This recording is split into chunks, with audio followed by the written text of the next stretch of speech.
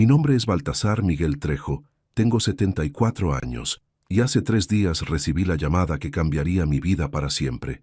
Mi hijo, con una frialdad que aún me hiela la sangre, me dijo: «Papá, vendimos tu rancho y tu camioneta. Mañana vienes a vivir con nosotros. Ya está decidido».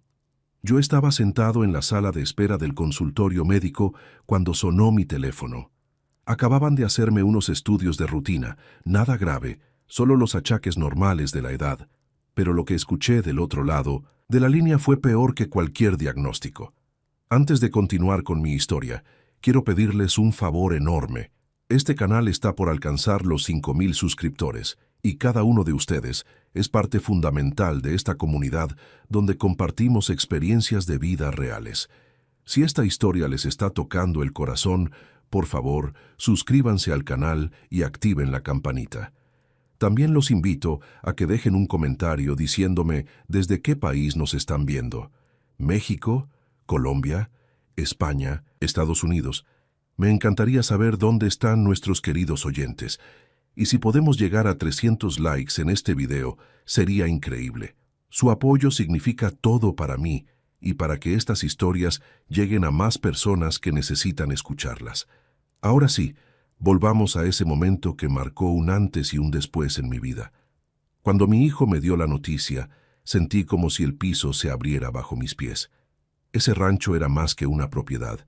Era mi vida entera convertida en tierra, en árboles, en cada piedra que ayudé a colocar con estas manos que hoy tiemblan al recordarlo. ¿Cómo que lo vendieron?, alcancé a preguntar, tratando de mantener la calma aunque mi corazón latía como tambor de guerra. Era lo mejor, papá.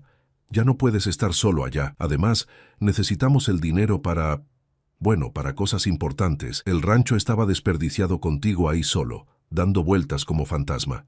Ya firmamos todo. El comprador toma posesión mañana a las 10 de la mañana. Prepara tus cosas. Lo que no te quepa en 2 maletas, lo dejamos. 2 maletas. 74 años de vida resumidos en 2 maletas. Escuché a mi nuera reír de fondo. Una risa que conocía bien, esa que suelta cuando cree que ha ganado algo. Mi hijo continuó hablando, explicándome con lujo de detalles cómo habían conseguido vender la propiedad, cómo encontraron un comprador que pagó en efectivo, cómo ya tenían planes para ese dinero. Yo solo escuchaba, mientras las enfermeras pasaban frente a mí, y la vida en ese hospital seguía su curso normal. Para el mundo, era solo un anciano más recibiendo una llamada. Nadie podía imaginar que en ese momento mi universo se estaba derrumbando. Pero entonces algo extraño sucedió. En medio del dolor, en medio de la traición más vil que puede existir, la de un hijo hacia su padre, sentí una calma inexplicable, porque mi hijo había cometido un error garrafal que no descubriría sino hasta que fuera demasiado tarde. Respiré profundo y respondí con una serenidad que ni yo mismo esperaba. Entiendo, hijo, pero creo que olvidaste algo. ¿Olvidar qué, papá? Ya está todo arreglado. Sonreí apenas, mirando por la ventana del hospital hacia el cielo azul de mi México querido. Ya lo verás, hijo, ya lo verás. Y colgué. Para entender por qué esa llamada me destrozó, necesito llevarlos conmigo al pasado, a un pueblito de Michoacán donde nací hace 74 años, cuando México era otro, cuando la palabra de un hombre valía más que cualquier contrato. Nací en 1900, una familia humilde. Mi padre era campesino, mi madre vendía tamales en el mercado desde las 4 de la mañana. Éramos 6 hermanos, y la pobreza no era algo que nos visitara de vez en cuando. Vivía con nosotros, compartía nuestra mesa, dormía en nuestro petate. Recuerdo mis pies descalzos caminando 5 kilómetros hasta la escuela. Recuerdo el hambre, esa que te hace ver manchas negras y te obliga a apretar el estómago con un mecate para engañarlo. Pero también recuerdo algo más importante. Recuerdo la dignidad de mi padre, que jamás robó un centavo a nadie, que pagaba sus deudas aunque tuviera que trabajar doble turno. A los 12 años dejé la escuela, no porque quisiera, sino porque había que comer. Comencé trabajando en el campo, bajo un sol que te pela la espalda y te convierte la piel en cuero. Luego me fui de albañil a la ciudad, Guadalajara primero, después la Ciudad de México. Trabajé en construcción durante 20 años. 20 años levantando edificios que nunca podría pagar, casas hermosas para familias que nunca me verían como su igual. Me rompí la espalda cargando bultos de cemento. Me corté las manos con varillas oxidadas. Me caí de un andamio y estuve 3 meses sin poder trabajar, viviendo de la caridad de mis compañeros. Pero jamás me rendí. A los 28 años conocí a Guadalupe, mi Lupita. Era mesera en una fonda cerca de la obra.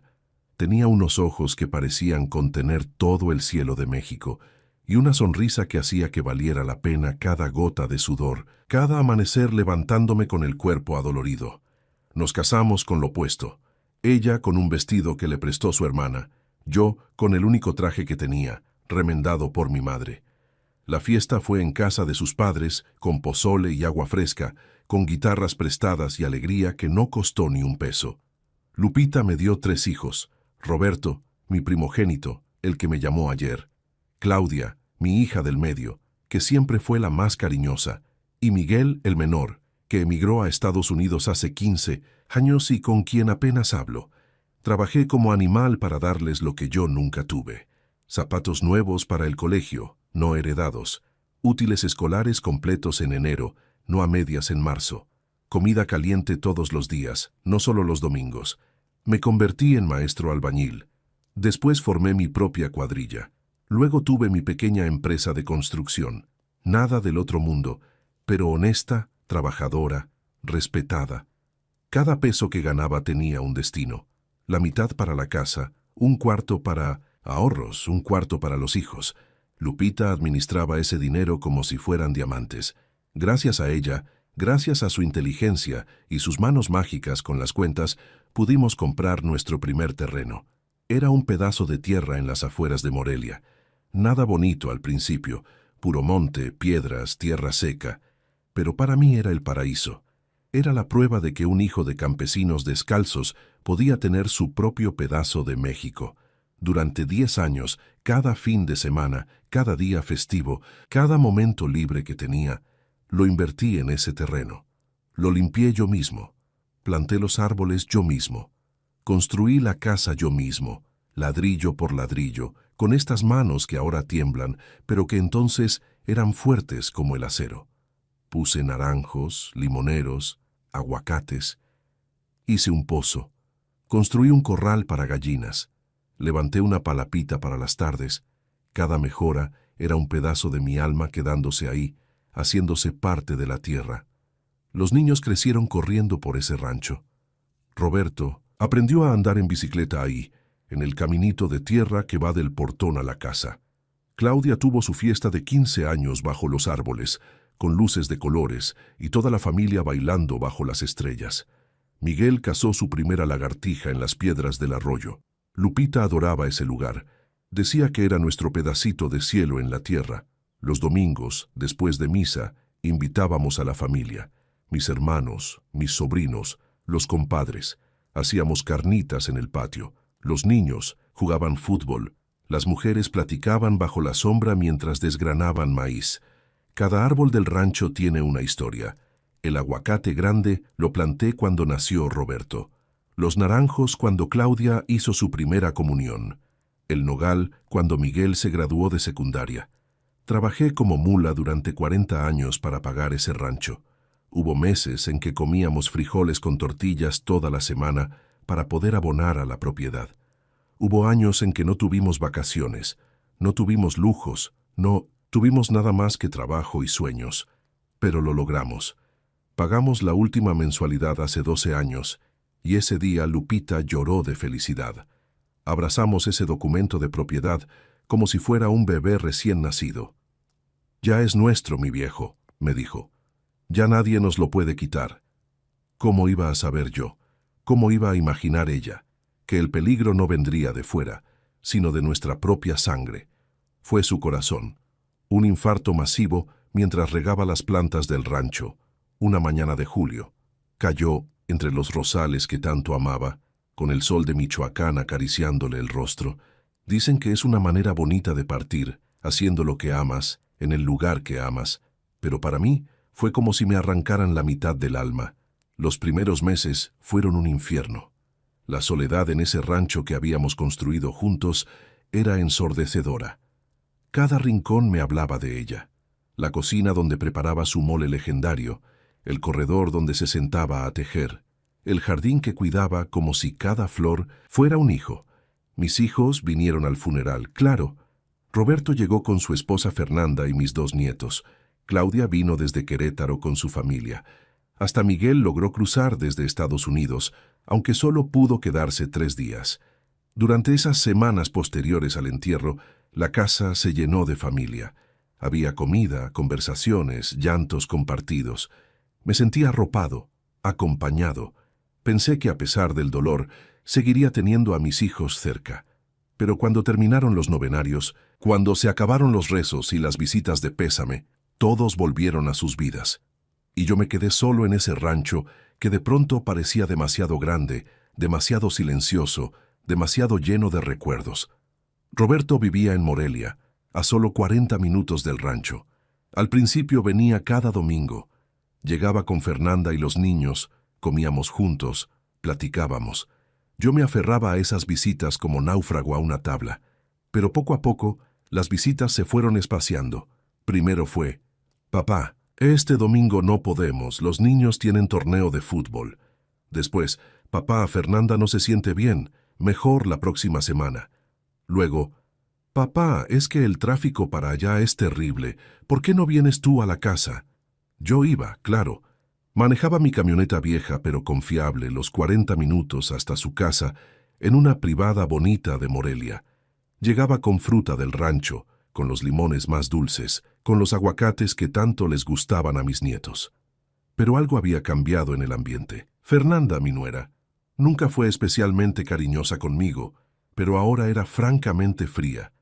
Me recibía con un beso en la mejilla que parecía obligación. Me servía café en la taza más vieja, y siempre, siempre tenía esa mirada. Como si yo fuera un estorbo, una carga, algo que había que tolerar por compromiso. Empecé a notar las miradas que intercambiaban Roberto y Fernanda cuando yo hablaba. Esas miradas que los esposos se echan cuando están de acuerdo en algo que no quieren decir en voz alta. Una tarde, mientras jugaba con mis nietos en la sala de su casa, los escuché discutir en la cocina. Pensaron que no los oía, pero a esta edad quizá los ojos fallan, pero los oídos se agudizan cuando se trata de sobrevivir. «No entiendo por qué tu padre se empeña en vivir solo en ese rancho», decía Fernanda, con ese tono que usaba cuando estaba molesta. «Es un desperdicio, una propiedad así, en una zona que se está valorizando, y él ahí solo, dando vueltas como alma en pena». «Es su casa, Fer». «Es su decisión», respondió Roberto, pero sin mucha convicción. «¿Su decisión? Roberto, tu padre tiene 69 años. ¿Qué pasa si le da un infarto como a tu mamá? ¿Quién lo va a encontrar? ¿Los árboles? Ya le he dicho que se venga a vivir con nosotros». «No, Roberto, ya hablamos de eso. No tenemos espacio. Los niños necesitan su privacidad. Nosotros necesitamos la nuestra. Lo que tu padre necesita es estar en un lugar adecuado para su edad. Y ese rancho podría solucionar muchos de nuestros problemas económicos». Me quedé helado en la sala, con mi nieto mostrándome su juguete nuevo, mientras procesaba lo que acababa de escuchar. No hablaban de mi bienestar, hablaban de mi propiedad, de mi rancho, del lugar que Lupita y yo construimos con sangre y lágrimas. Esa noche, manejando de regreso a casa, las palabras de Fernanda resonaban en mi cabeza como campanas fúnebres. Solucionar nuestros problemas económicos. Eso es lo que era yo para ellos. Una solución económica. Las visitas se volvieron aún más escasas, y cuando iba yo a su casa, las conversaciones cambiaron de tono. «Papá, ¿no te da miedo vivir solo allá? Papá, el mantenimiento de ese rancho debe ser carísimo. ¿No es un desperdicio para una sola persona? Papá, a tu edad, ¿no sería mejor algo más práctico, más pequeño, más manejable? Siempre con sonrisas, siempre con palmaditas en el hombro, siempre con ese tono que usan los adultos cuando hablan con niños o con ancianos a los que consideran incapaces de tomar sus propias decisiones. Claudia, mi hija, Al principio parecía diferente. Me llamaba seguido, me preguntaba cómo estaba, pero vivía en Querétaro, a casi 4 horas de distancia. Sus visitas eran escasas, aunque más genuinas que las de Roberto. Hasta que un día, ella también cambió el tono de la conversación. Papá, Roberto me platicó que estás muy solo allá en el rancho. ¿Has pensado en, ya sabes, en simplificar tu vida? Podrías vender y comprar algo más pequeño, más cerca, de Roberto. O incluso podrías venirte una temporada a Querétaro con nosotros. ¿También tú, Claudia?, le pregunté, y el dolor en mi voz era imposible de ocultar. No es por nada malo, papá, es que nos preocupas. Ese rancho es mucho trabajo para ti solo. Miguel desde Estados Unidos no opinaba. Apenas si llamaba una vez al mes, siempre con prisa, siempre con el ruido de su vida americana de fondo. Para él, yo era un recuerdo lejano, una obligación que cumplía con llamadas breves y remesas ocasionales que yo nunca le pedía. Los meses pasaron y las indirectas se volvieron más directas. Las sugerencias se volvieron presiones. Las visitas venían siempre acompañadas de conversaciones sobre mi futuro, sobre lo mejor para mí, sobre ser realista con mi edad y capacidades. Nunca preguntaban qué quería yo, nunca preguntaban qué significaba para mí ese rancho. Nunca les importó saber que cada amanecer ahí, con los pájaros cantando y el olor a tierra húmeda, era lo único que me mantenía conectado con Lupita, con mi pasado, con la vida que construimos juntos. Para ellos yo era un viejo terco, aferrado a algo que ya no tenía sentido. Para mí, defender ese rancho era defender mi dignidad, mi historia, mi derecho a decidir sobre mi propia vida. Pero la presión seguía aumentando, y yo, ingenuo de mí, todavía creía que el amor de un padre hacia sus hijos eventualmente sería correspondido con respeto y consideración. No tenía idea de lo equivocado que estaba. El verdadero golpe llegó hace 6 meses, en una reunión familiar que jamás olvidaré. Roberto me llamó un martes por la tarde. Su voz sonaba extrañamente animada, casi forzadamente alegre. «Papá, este sábado vamos a hacer una carne asada en la casa. Van a estar Claudia y su familia, van a venir desde Querétaro. Hace mucho que no nos reunimos todos, ¿verdad? Tienes que venir. Los niños te extrañan». Me emocioné, lo confieso. Hacía meses que no tenía una reunión familiar completa. La soledad del rancho me estaba consumiendo lentamente, como óxido devorando metal. Pensé que quizá, solo quizá, las cosas estaban volviendo a la normalidad. Llegué el sábado a mediodía, con una canasta llena de aguacates, limones y naranjas del rancho. También llevé una botella de tequila bueno, de ese que guardaba para ocasiones especiales. Pero desde que crucé la puerta, algo se sintió raro. Fernanda me recibió con una sonrisa que no llegaba a sus ojos. Los niños me saludaron distraídamente y volvieron corriendo sus videojuegos. Claudia y su esposo ya estaban ahí sentados en la sala con cervezas en la mano. El ambiente era tenso, como esos momentos antes de una tormenta, cuando el aire se vuelve pesado y difícil de respirar. «Papá, qué bueno que llegaste», dijo Roberto, dándome una palmada en la espalda que se sintió más como un empujón. «Pon las cosas en la cocina y ven, queremos platicar contigo de algo importante». «¿Importante?», pregunté, mientras dejaba la canasta sobre el mueble. «Sí, papá, siéntate, por favor». Me senté en el sillón que siempre me asignaban, el más viejo, el que tenía un resorte salido que se te enterraba en la espalda. Roberto y Claudia se acomodaron frente a mí, como jueces ante un acusado. Fernanda se quedó de pie, con los brazos cruzados. El esposo de Claudia simplemente miraba su cerveza, incómodo. «Papá», comenzó Roberto, usando ese tono pausado que usan los que creen que están hablando con alguien que no entiende bien las cosas. «Hemos estado hablando mucho entre nosotros, sobre ti, sobre tu situación». «¿Mi situación?», repetí sintiendo que mi corazón comenzaba a latir más rápido. «Sí, papá, tu situación. Llevas 5 años viviendo solo en ese rancho. Ya tienes 74 años. No es seguro, no es sano y francamente no es inteligente». Claudia intervino con esa voz suave que usaba cuando quería convencer a sus hijos de tomar medicina. «Papá, te queremos mucho. Por eso nos preocupa verte ahí solo. Ese rancho es demasiado grande. El mantenimiento es caro. ¿Qué pasa si te enfermas? Si te caes, podrías pasar días antes de que alguien se diera cuenta. Estoy bien, respondí, aunque mi voz sonó menos firme de lo que hubiera querido. Me las arreglo perfectamente. No, papá, no te las arreglas. Fernanda habló por primera vez, y su tono era de clara frustración. La casa está descuidada, el jardín es un desastre. La última vez que fui, vi que el techo tiene goteras. ¿Cuándo fue la última vez que pintaste? ¿Cuándo fumigaste? Fernanda tiene razón, continuó Roberto. Ese rancho necesita inversión constante, dinero que tú ya no tienes. Tu pensión apenas te alcanza para vivir, papá. Estás gastando tus ahorros en mantener una propiedad que no tiene sentido. Tiene todo el sentido del mundo, dije, sintiendo que la ira comenzaba a hervir en mi pecho. Es mi casa. Es el lugar que construí con tu madre. Era el lugar que construiste con mamá, me interrumpió Roberto. Pero mamá ya no está, papá, y aferrarte a ese lugar no la va a traer de vuelta. Sus palabras fueron como una bofetada.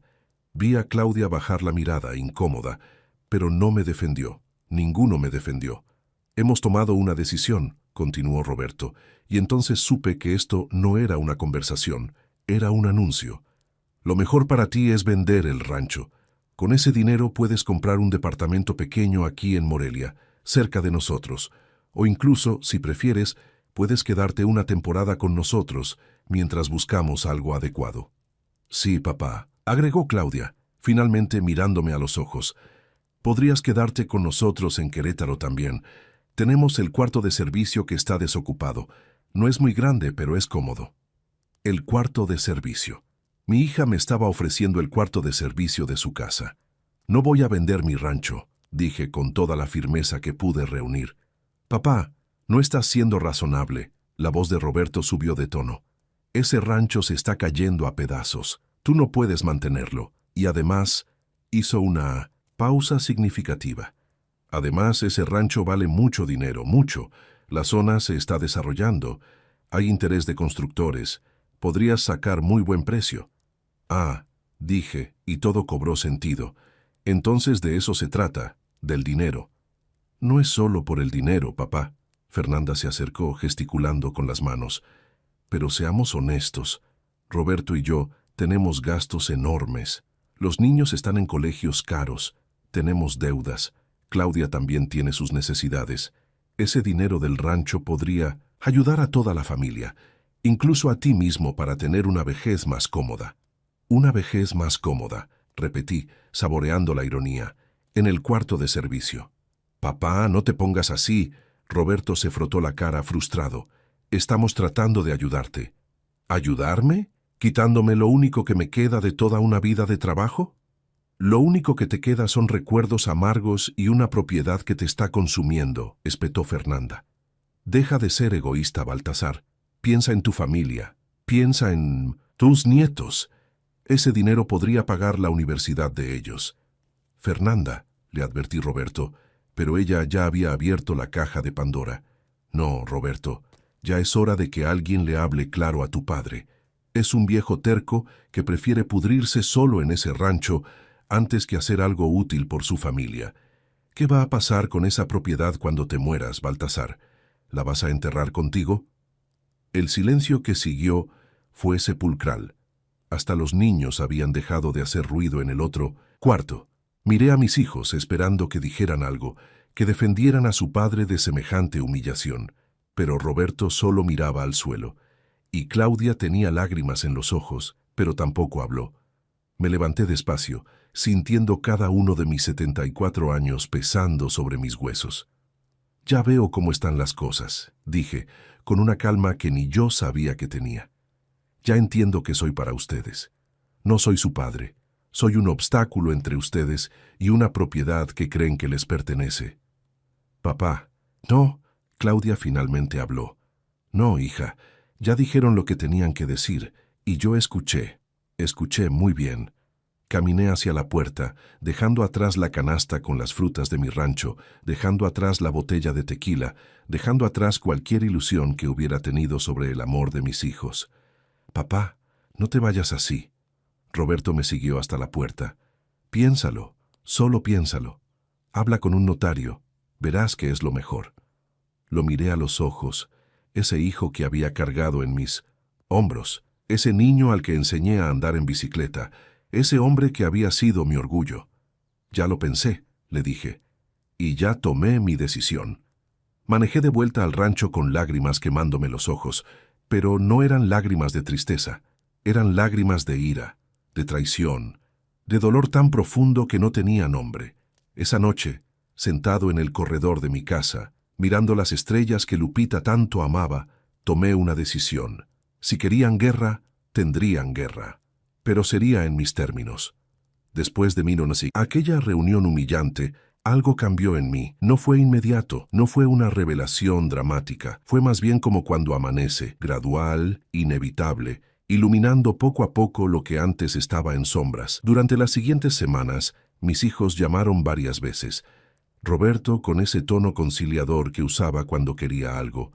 Claudia con culpa en la voz, tratando de suavizar lo que había pasado.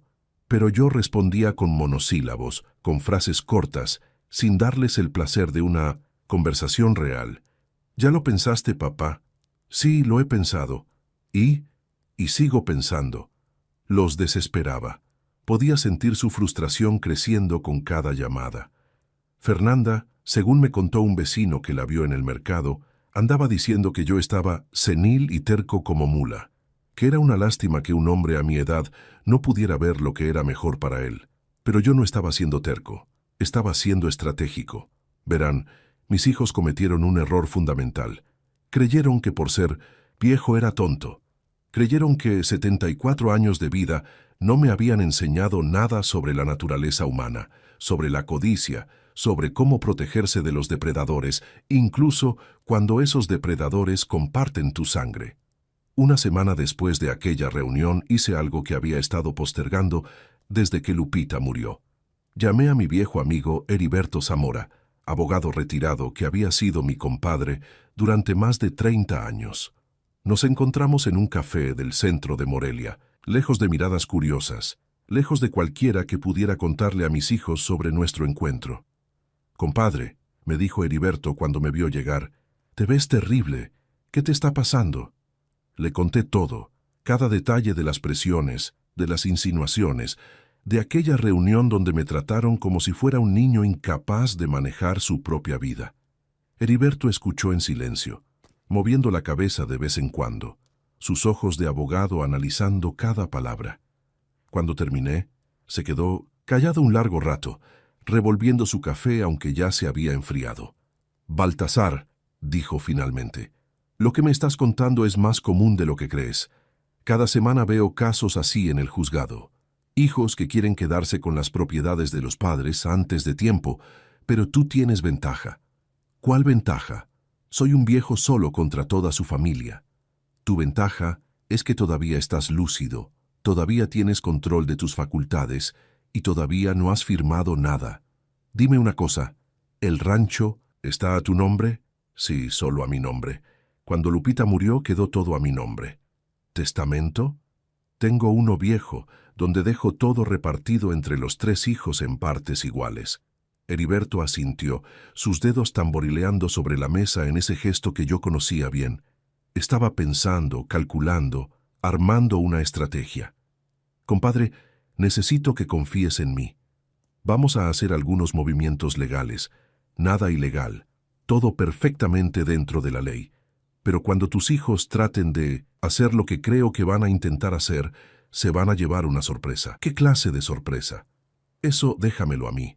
Pero necesito que hagas exactamente lo que te voy a decir y que no le cuentes a nadie, absolutamente a nadie. ¿Puedes hacer eso?» Asentí. Por primera vez en meses sentí una chispa de esperanza. Durante las siguientes semanas, Heriberto y yo nos reunimos 3 veces más, siempre en lugares discretos, siempre con cuidado de no ser vistos. Firmé documentos, hice trámites en el Linas Encinda, registro público de la propiedad. Visité notarías en ciudades vecinas donde nadie me conocía. Cada paso estaba calculado. Cada documento, cada firma, cada movimiento era una pieza en un tablero de ajedrez que mis hijos ni siquiera sabían que estábamos jugando. Lo más importante, me advirtió Heriberto en nuestra última reunión, es que actúes normal. Si sospechan que estás haciendo algo, podrían apresurarse. Necesitamos que se confíen, que crean que eres el viejo fácil de manipular que piensan que eres. Así que eso hice. Actué como el padre derrotado, cansado, que poco a poco estaba cediendo a la presión. Cuando Roberto llamaba, yo suspiraba profundo antes de responder. Dejaba que mi voz sonara más cansada, más quebrada. Le decía cosas como: «Ay, hijo, ya no sé qué hacer. Esta casa es mucha responsabilidad para mí solo». Podía escuchar la emoción mal disimulada en su voz cuando respondía: «Lo sé, papá. Por eso te decimos que vendas. Es lo mejor». «Quizá tengas razón», le decía, arrastrando las palabras. «Quizá ya es hora de soltar todo esto». Estaba interpretando el papel de mi vida. El viejo vencido, el padre exhausto, que finalmente se rinde ante la presión de sus hijos. Y ellos se lo tragaban completo.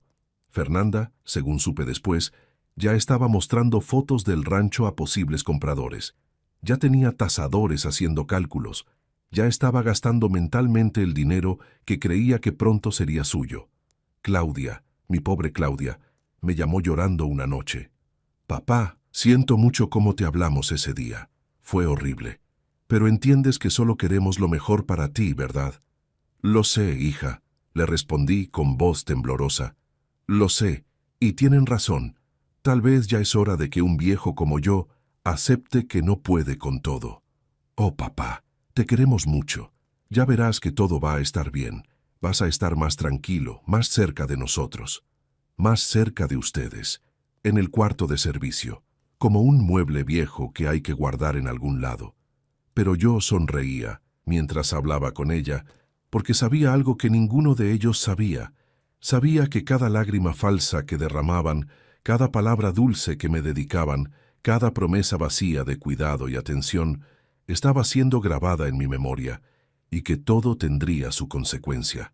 Mientras tanto, seguí con mi vida en el rancho, pero ahora cada día tenía un propósito renovado.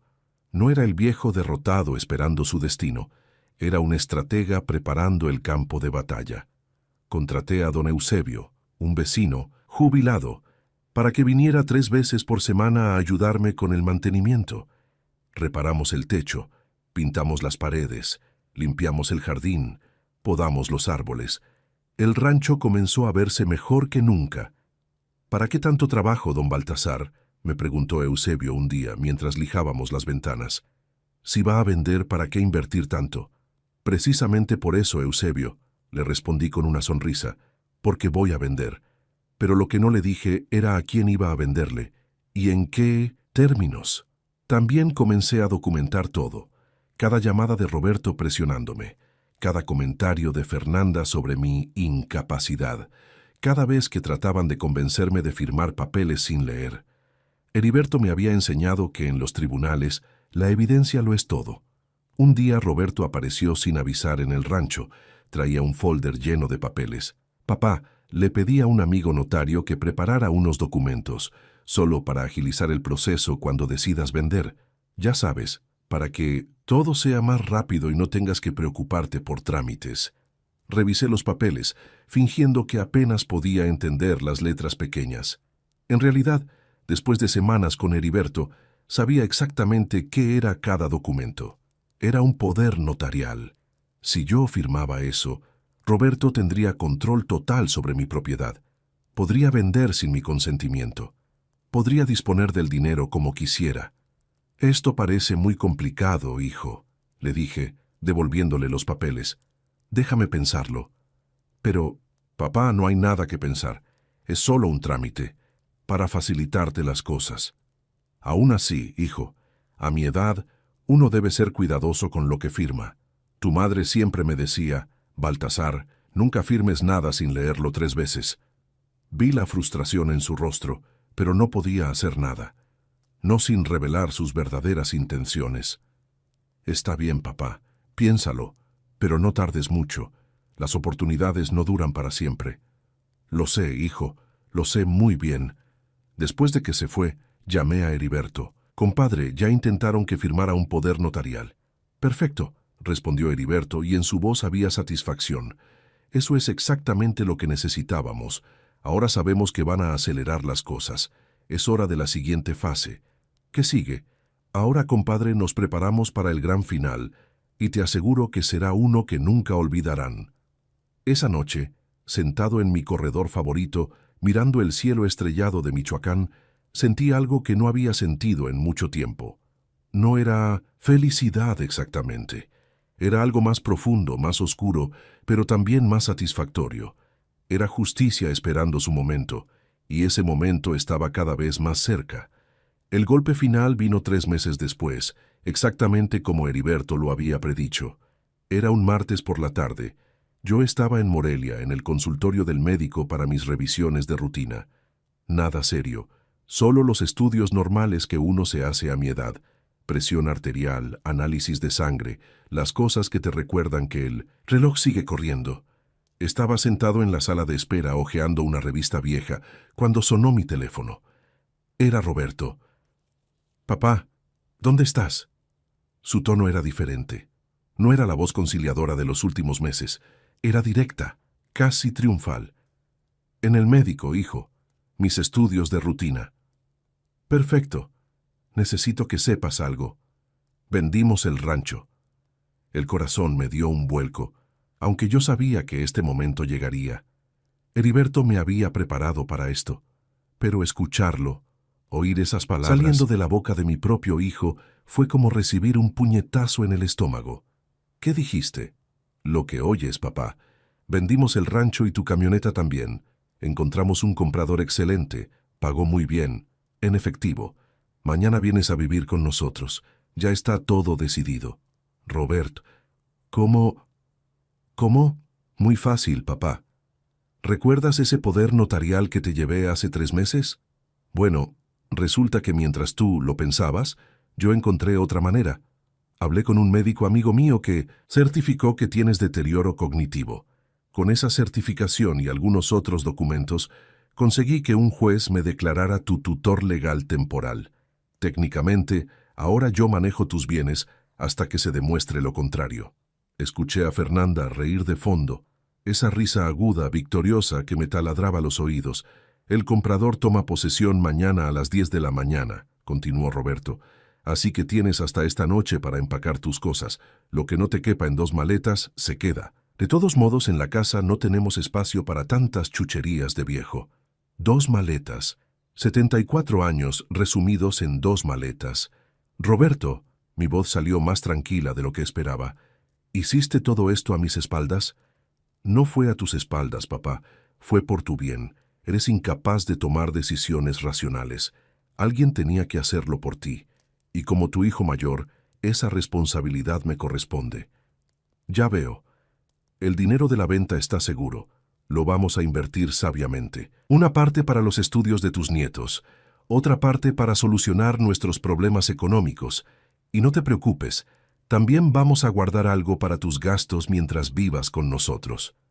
«Qué generoso de tu parte». «No seas sarcástico, papá. Esto es lo mejor para todos. Ya verás que en unos meses nos lo vas a agradecer. Mañana paso por ti al rancho a las 8 de la mañana. Ten todo listo». Hubo un silencio. Podía imaginarme a Roberto del otro lado, sonriendo, creyendo que había ganado, creyendo que el viejo tonto de su padre finalmente había sido derrotado. «Roberto», dije suavemente, «creo que olvidaste algo». «¿Olvidar qué?» «Ya está todo arreglado, papá. Firmado, sellado, legal». «¿Legal? ¿Estás seguro de eso?» «Completamente seguro. Mi abogado revisó todo. Es impecable». «Hijo». Y ahora yo también sonreí, aunque él no podía verme. «¿Ese comprador que encontraste, ya le pagó?» «En efectivo, todo el monto. Está depositado en una cuenta que yo manejo, como tu tutor». «¿Y ese comprador ya fue al rancho? ¿Ya verificó la propiedad?» «Va mañana a las 10 a tomar posesión». «¿Por qué preguntas tanto, papá? ¿Qué importa?» «Importa mucho, hijo, porque el rancho que le vendiste ya no existe». Silencio al otro lado de la línea. Un silencio tan profundo que podía escuchar mi propio corazón latiendo. «¿Qué dijiste?» «Lo que oyes. El rancho que tú vendiste, el que está registrado a mi nombre según los documentos que conseguiste con tu juez amigo, ese rancho ya no es mío. Estás mintiendo, estás senil. El rancho está a tu nombre, lo verificamos. Estaba a mi nombre. Hace 4 meses que lo doné. ¿Qué? Ahora su voz era un grito. Podía imaginar su cara enrojeciendo, sus ojos saliéndose de las órbitas. Hace 4 meses, después de aquella linda reunión donde me trataron como basura, decidí hacer algunos cambios. Doné el rancho a una fundación sin fines de lucro, una organización que cuida a ancianos abandonados. Qué irónico, ¿verdad? Eso es imposible. Lo habríamos visto en el registro. Lo habrían visto si hubieran buscado bien, pero ustedes solo buscaron mi nombre en las propiedades actuales. El rancho se transfirió legalmente hace meses. Tengo todos los documentos, todos los sellos, todo perfectamente legal. Mucho más legal, de hecho, que esa tutela fraudulenta que conseguiste. Papá, papá, no puedes hacer esto. Le vendimos a un comprador. Nos dio el dinero. Ah, sí, sobre eso. Vendiste una propiedad que no te pertenecía, que ni siquiera me pertenecía a mí ya. ¿Sabes cómo se llama eso, hijo? Fraude, estafa, delito federal. Escuché a Fernanda gritar en el fondo. Escuché cosas romperse. Escuché el caos desarrollándose al otro lado del teléfono. Pero el dinero. La voz de Roberto ahora era un gemido. El dinero que ese señor te dio, tendrás que devolverlo. Con intereses, probablemente. Y considerando que ya lo gastaste mentalmente en pagar tus deudas y las colegiaturas de los niños, imagino que tendrás un problema bastante grande. Esto es tu culpa, tú nos obligaste, tú con tu terquedad. No, hijo, yo simplemente protegí lo que era mío. Ustedes fueron los que decidieron robarle a su propio padre y ahora van a enfrentar las consecuencias. Voy a demandarte, ¿Vas a qué? ¿Demandarme por proteger mi propiedad? ¿Por donarla legalmente a quien yo quise? Adelante. De hecho, tengo un abogado esperando exactamente eso. Se llama Heriberto Zamora, quizá lo recuerdes. Fue padrino de tu bautizo. Otro silencio. Pero este era diferente. Era el silencio de alguien que acaba de darse cuenta de que perdió, completamente, irrevocablemente. Ah, y otra cosa, hijo. Esa certificación médica que conseguiste sobre mi supuesto deterioro cognitivo. Mi doctor tiene listo un informe completo sobre mi perfecta salud mental. De hecho, está aquí conmigo ahora mismo. Lo estamos preparando para presentarlo ante el mismo juez que te otorgó la tutela. Fraude procesal. Otro delito. Papá, por favor. Ahora su voz había cambiado completamente. Ya no era triunfal ni autoritaria. Era suplicante, patética. Por favor, ¿qué? Por favor, olvida que intentaron robarme. Por favor, finja que no planearon encerrarme en un cuarto de servicio como si fuera un trasto viejo. Podemos arreglar esto, podemos... No hay nada que arreglar, Roberto. Ustedes tomaron sus decisiones. Yo tomé las mías. La diferencia es que las mías fueron legales. ¿Y la camioneta? También vendimos tu camioneta. Ah, sí. Sobre eso, la camioneta sí era mía, pero hace 2 meses la vendí yo mismo, a un precio justo. El dinero está en una cuenta bancaria que ustedes nunca van a tocar. De hecho, ese dinero ya está destinado. Mitad para la fundación que ahora es dueña del rancho, mitad para Claudia. ¿Para Claudia? ¿Por qué para ella? Porque a pesar de todo, ella al menos tuvo la decencia de sentirse culpable. Y porque su participación en esto fue por debilidad, no por maldad, a diferencia de ti. Papá, tienes que entender... No, hijo, tú tienes que entender. Creíste que por ser viejo era tonto. Creíste que podías manipularme, robarme, humillarme. Y ahora vas a aprender una lección que debí enseñarte hace mucho tiempo. Las acciones tienen consecuencias. ¿Qué vamos a hacer con el comprador? Nos va a demandar. Ese es tu problema, no el mío. Tú hiciste el trato. Tú firmaste los papeles. Tú te quedaste con su dinero. Ahora resuelve cómo se lo vas a devolver. Colgué el teléfono. Mis manos temblaban, no de miedo, sino de liberación. 74 años cargando con el peso de ser el buen padre, el padre sacrificado, el padre que siempre perdona.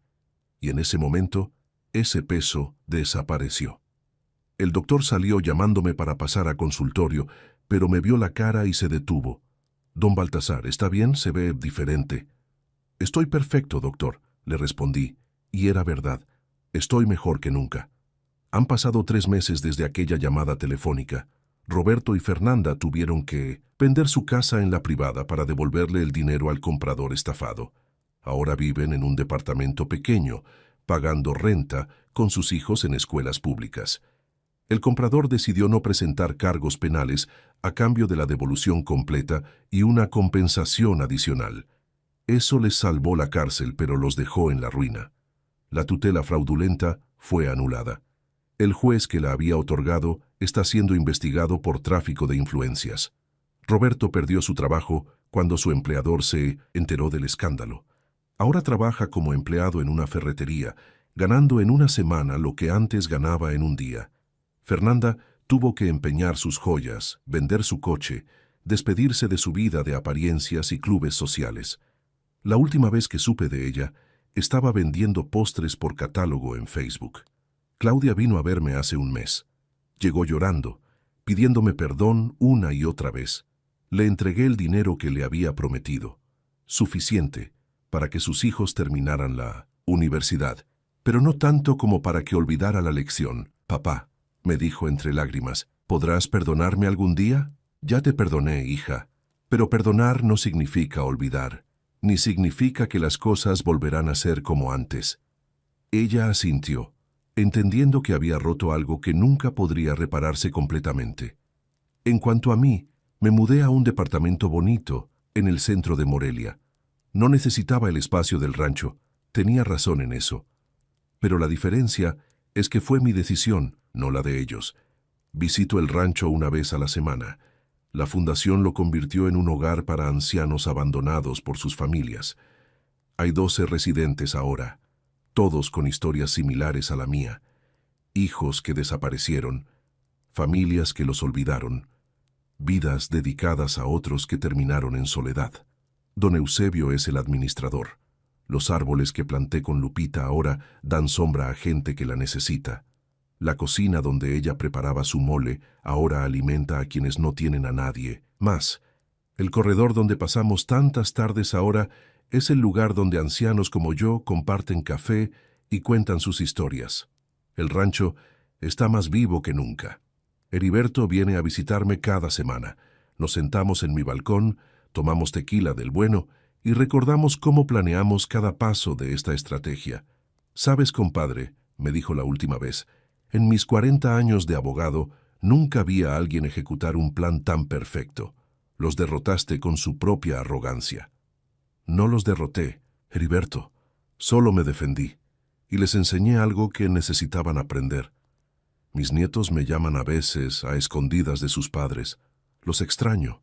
Ellos no tuvieron la culpa de nada, pero tampoco voy a mentirles sobre lo que sus padres hicieron. Abuelito, ¿es verdad que papá te quiso robar? Es verdad que tu papá tomó malas decisiones, mijo, y que las malas decisiones tienen consecuencias. Recuerda eso siempre. Miguel, mi hijo en Estados Unidos, me llamó cuando se enteró de todo. Se disculpó por haber estado ausente, por no haber estado ahí para defenderme. Papá, si necesitas algo, lo que sea, dímelo. Puedo mandar dinero, puedo... No necesito nada, hijo. Solo necesito que aprendas de los errores de tu hermano, que nunca olvides de dónde vienes, que nunca menosprecies a quienes te dieron la vida. Esta mañana, mientras tomaba café en mi balcón, me llegó un mensaje de Roberto, el primero en 3 meses. Papá, solo quería decirte que entiendo por qué hiciste lo que hiciste. No espero que me perdones, solo quiero que sepas que lo entiendo. No le respondí. Quizá algún día lo haga, quizá no. El tiempo dirá si su arrepentimiento es genuino o si solo es producto de su ruina. Lo que sí sé es esto. Pasé 74 años siendo el hombre que todos esperaban que fuera. El padre sacrificado, el trabajador incansable, el que siempre perdona, el que siempre da sin esperar nada a cambio. Pero ese hombre permitía que lo pisotearan. Ese hombre confundía el amor con la debilidad. Ese hombre creía que el sacrificio por sí solo merecía respeto. Me equivoqué. El respeto no se mendiga, se exige. La dignidad no se negocia, se defiende. Y el amor de un padre, por más profundo que sea, no debe ser incondicional cuando los hijos cruzan ciertas líneas. Hay quienes dirán que fui cruel, que un padre debe perdonar siempre, sin importar qué. A ellos les digo, caminen un día en mis zapatos. Dejen que sus hijos los traten como estorbo. Dejen que vendan su vida sin su permiso. Dejen que los reduzcan a 2 maletas y un cuarto de servicio. Y entonces me dicen si el perdón es suficiente. La justicia no siempre es bonita. A veces es dolorosa, a veces separa familias, a veces deja cicatrices permanentes, pero es necesaria, porque si no nos defendemos, si no ponemos límites, si no hacemos valer nuestra dignidad, entonces estamos enseñándole al mundo que está bien pisotearnos. Y esa no es una lección que ningún padre debería dejar a sus hijos. Me llamo Baltasar Miguel Trejo, tengo 74 años, y esta es mi historia. Si están viendo esto y tienen padres vivos, llámenlos, visítenlos. No esperen a que sea demasiado tarde para decirles que los aman. Y si son padres, recuerden, amar no significa ser débil, sacrificarse no significa ser pisoteado, y defender tu dignidad no te hace mal padre, te hace humano. Gracias por escuchar mi historia. Si llegaron hasta aquí, les pido que compartan este video, que le den like, que comenten qué les pareció, porque historias como esta necesitan ser contadas para que otros aprendan, para que otros se defiendan, para que otros sepan que nunca es tarde para exigir respeto. Nos vemos en la próxima historia.